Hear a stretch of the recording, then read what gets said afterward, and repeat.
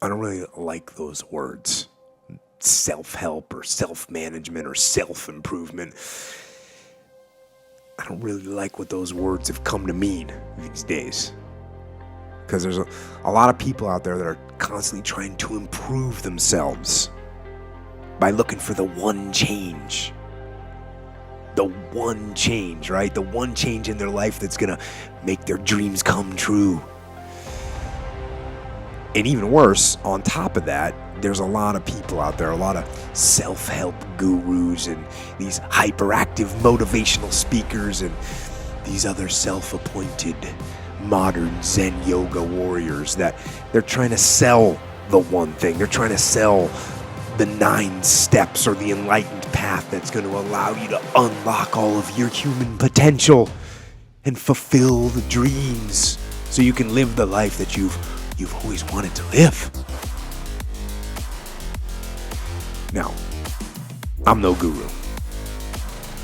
And I definitely don't claim to be. I'm just a man. But I will tell you this. It isn't one thing.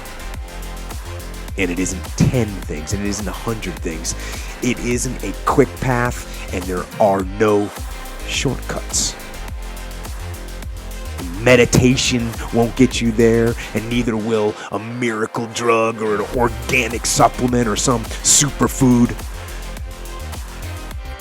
Getting better isn't a hack or a trick or a one change that you need to make. Getting better is a campaign. It's a campaign. It's a daily, a weekly, it's an hourly fight. An incessant fight that doesn't stop against weakness and against temptation and against laziness. It's a campaign of discipline. It's a campaign of hard work and dedication. It's waking up early and going to bed late and grinding out every second in between. Every single day. So, you want to get better? You want to self-improve? Stop looking for a shortcut and go find your alarm clock and find your discipline and find your guts and your passion and your drive and find your will. And then you will find your freedom. What does discipline really mean? Besides waking up early, and how do I employ it to all aspects of my life? What does it really mean? Yes, discipline, it does start with waking up early. It really does. But that is just the beginning. And I always say that discipline is the root of all good qualities. But you have to absolutely apply it to things outside of just waking up early. It's everything. It's working out every day, making yourself stronger and faster and more flexible and healthier. Discipline is eating the right foods to fuel your system.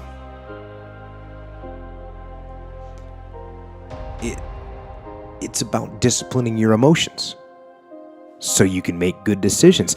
It's about having the discipline to control your ego so your ego doesn't get out of hand and control you. It's about treating people the way you would want to be treated. And doing the tasks that you don't necessarily want to do, but that you know will help you or help your team.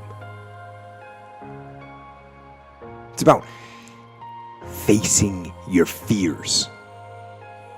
It takes discipline to face your fears so you can conquer them. And that's what discipline is. Discipline means taking the hard road, the uphill road, to do what's right for yourself and for other people. It's so often the easy path that calls to us to be weak for that moment, to break down for that moment, to give in to the desire and the short-term gratification. But the discipline will not allow that. The discipline calls for strength and fortitude and will. It won't accept weakness. It won't tolerate another breakdown. The discipline can seem like it's your worst enemy. But the reality is, discipline is your best friend. It will take care of you like nothing else can. And it'll put you on that path. The path to strength and health and intelligence and happiness. And most importantly, it'll put you on that path to freedom. How do you stop making excuses? This is actually pretty simple. And I said it the other day, and you have to realize, you have to know, you have to accept that all your excuses are lies. They are lies, all of them. Think about the things that you tell yourself, the lies you use to rationalize taking the easy road. Taking the easy road and leaving discipline behind. Think about them. You don't have time. That's a lie. You don't have support. That's a lie. You don't have the equipment or the gear. Lies. You don't know the best way. Who cares? That's a lie. Or you're too old, or you're too young. Of course you're too old or too young. Lie.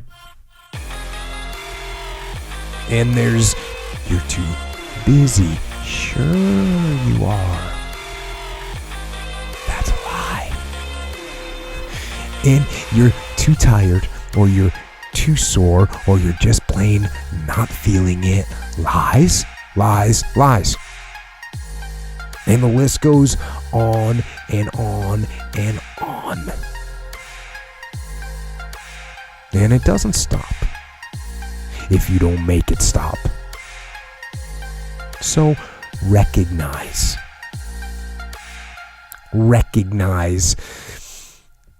the excuses are not valid. They aren't. They're trumped up. They're conjured up. They're fabricated. They're lies. And how do you stop the lies? You stop the lies with the truth. The truth.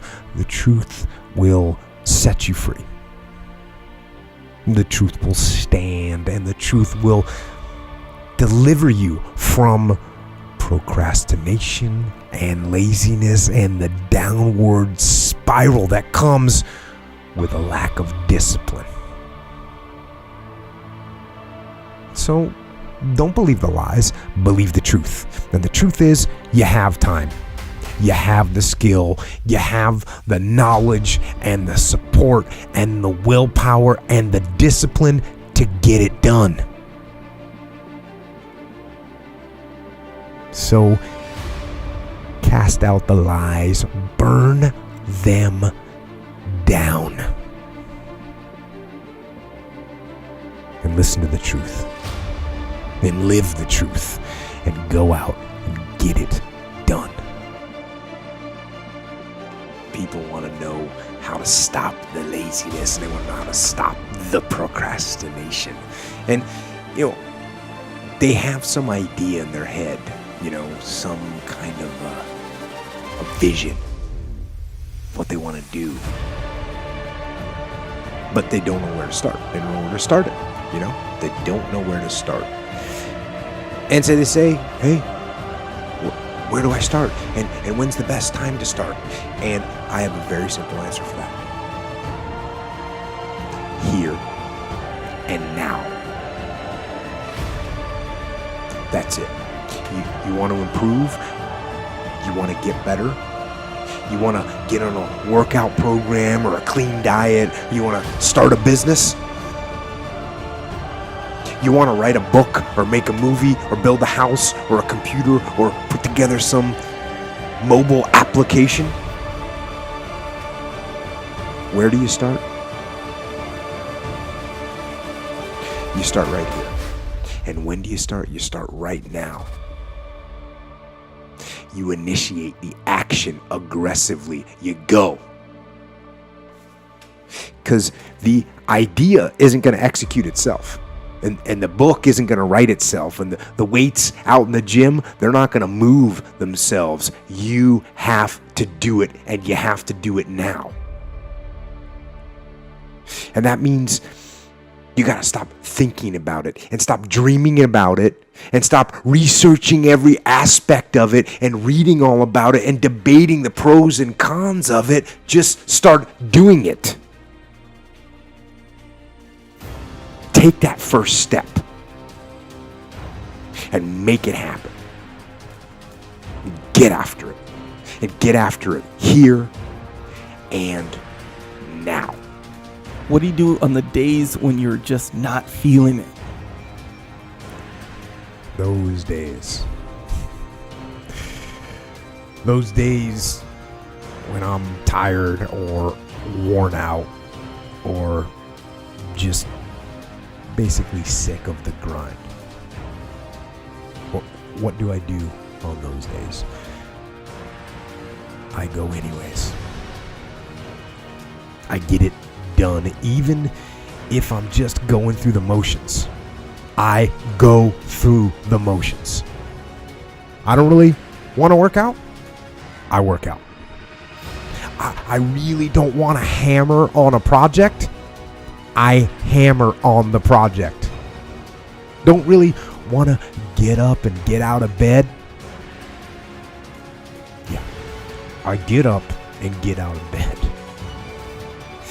Now, these could be signals that you need some time off. And those signals might be right. They could be correct. But don't take today off. Not today. Wait until tomorrow. Don't give in to the immediate gratification that is whispering in your ear. Shut that down. Do not listen to that little voice. Instead, go through the motions. Lift the weights, sprint the hill, work on the project, get out of bed. Now, as an overall rule, I do not like procrastination. You need to get things done. But if you are going to rest, that is one thing that you should procrastinate on. That's the one thing I want you to put off until tomorrow. And if, when tomorrow comes, you still feel like you need to rest or you need to take a break, then okay.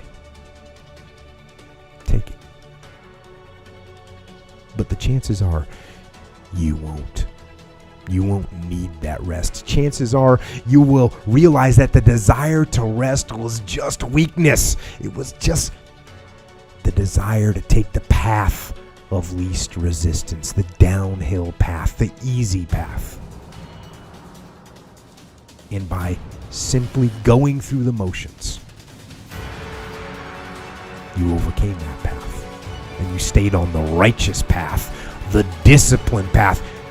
You stayed on the war path, which is right where you know that you belong.